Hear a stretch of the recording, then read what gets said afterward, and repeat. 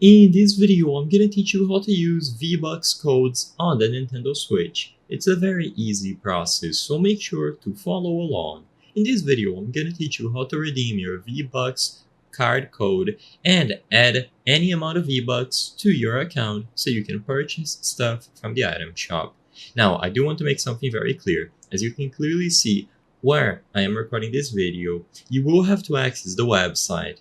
As of today, to my knowledge, it is not possible to use the V-Bucks code directly on your Nintendo Switch because the Nintendo Switch does not have a web browser and you can't do it inside of the game. You have to use either a computer or a phone and a web browser to go to Fortnite.com. So instead of doing this process on your Switch, go over to a computer or phone and access this website here.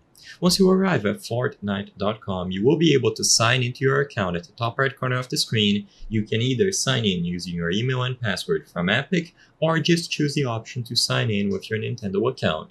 Once you are properly signed in, hover over your icon and then select V-Bucks card from the drop-down menu that appears. In here, you can start the process of redeeming the V-Bucks card. So as you can see, supported devices: PlayStation, Xbox, Nintendo Switch, PC, and mobile. Now click Get Started and you can enter the code here. If you need help, you can hover over this little question mark icon and they are going to teach you how to find the code. The pin you need to locate is on the back of the card under a scratch-off security covering.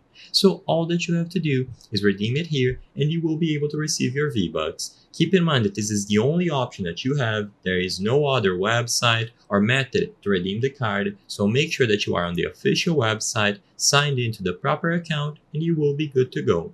I hope I was able to help you on how to use V-Bucks code on the Nintendo Switch. If this video helped you, please be sure to leave a like and subscribe for more very easy tips. Thank you for watching.